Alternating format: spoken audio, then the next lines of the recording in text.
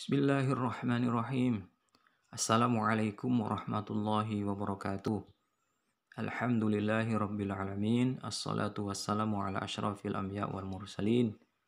Sayyidina wa maulana Muhammadin wa ala alihi wa sahbihi ajma'in. Para peserta bimbara yang dimuliakan Allah Subhanahu wa taala. Jadi bagian pertama dari belajar kita bimbara ini adalah mengetahui unsur kata bahasa Arab. Apa yaitu mengetahui unsur kata bahasa Arab. Ini di jilid 1 kita fokus ya tentang huruf bermakna. Nah, jadi perlu difahami bahwa kata dalam bahasa Arab itu hanya terdiri dari 3 macam. Tulisan-tulisan yang berbahasa Arab ya, kitab suci Al-Quran, kitab suci kita, juga buku-buku berbahasa Arab oleh para ulama itu yang berjilid-jilid yang tebal-tebal itu hanya tersusun dari 3 unsur kata ini. Jadi tidak susah ya. Jadi hanya terdiri dari 3 unsur kata ini. 3 unsur kata ini apa saja? Yang pertama namanya huruf. Dan saya berikan nama huruf bermakna. Karena huruf yang sudah memiliki arti. Atau kata yang mempunyai arti namun belum memiliki makna yang mantap, makna yang jelas. Kecuali setelah nanti bersama dengan isim dan bersama dengan fi'il. Yaitu unsur kata yang lainnya gitu ya. Nah ini berfungsi sebagai awalan. Jadi huruf bermakna itu berfungsi sebagai awalan di dalam suatu kalimat gitu ya, suatu kata.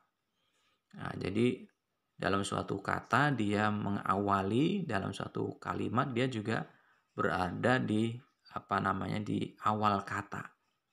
Bukan di awal sebuah kalimat ya, tidak harus di awal sebuah kalimat ya. Jadi adalah mengawali isim atau mengawali fi'il atau menyambungkan bisa juga. Nah, ini yang pertama adalah huruf bermakna. Yang kedua adalah namanya isim. Nah, isim ini nama atau benda atau sifat.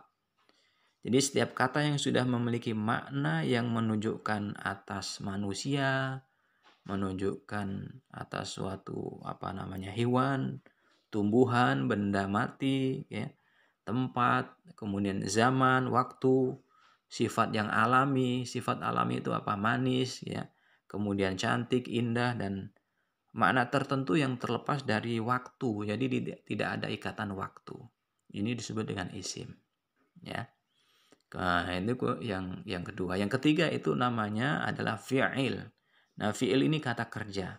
Setiap kata yang menunjukkan atas kejadian yang terjadi pada waktu tertentu, suatu pekerjaan yang lampau, pekerjaan yang sekarang ataupun yang datang ya, dan itu perintah ataupun larangan disebut dengan kata kerja atau fi'il dalam bahasa Arabnya. Jadi 3 ini saja.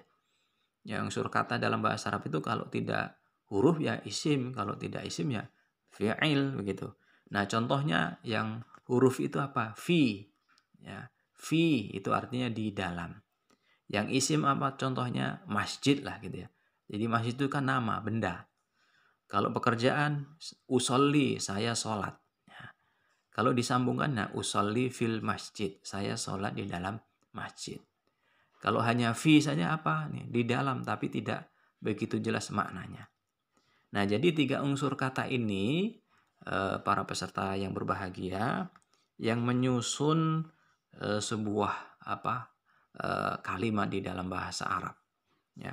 Jadi Al-Quran yang 30 juzuk itu ya terdiri hanya dari 3 unsur kata ini saja. Nah, begitu ya. Oleh sebab itu bagaimana hasil dari bimbara ini adalah ketika kita membaca Al-Quran, dipastikan kita mengetahui, oh ini hurufnya, oh ini isimnya, oh ini fiilnya.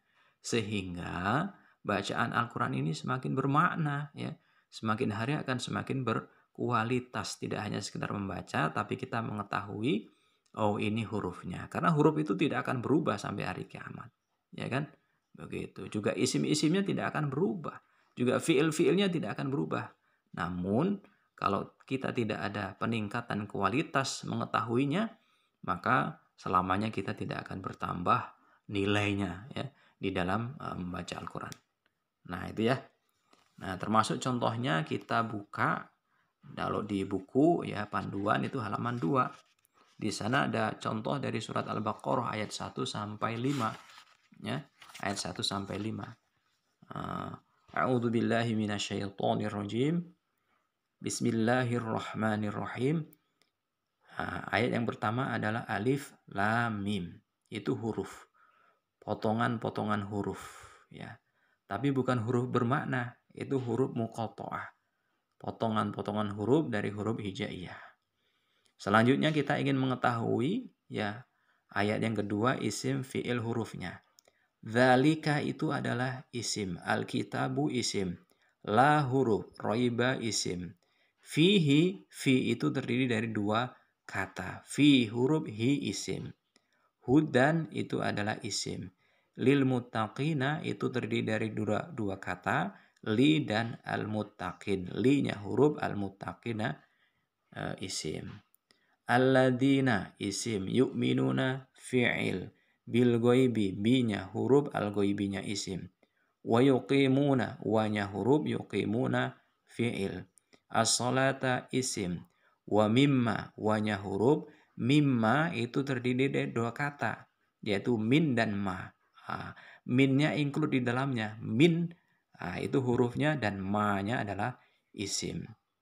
Razaqnahum. Razaqna itu adalah fi'il. Dan sekaligus isimnya. Na-nya. Hum-nya isim. Yunfikun fi'il. Ayat selanjutnya. Walladina. Wa-nya huruf alladina. Isim. Yu'minuna fi'il. Bima bi huruf ma isim. Unzila fi'il. Ilaika. Terdiri dari dua unsur kata ila dan ka. Ilanya huruf, ka-nya isim. Wama, wa-nya huruf, ma isim karena maknanya adalah apa-apa yang atau sesuatu yang. Unzila itu fi'il. Ya, unzila adalah fi'il.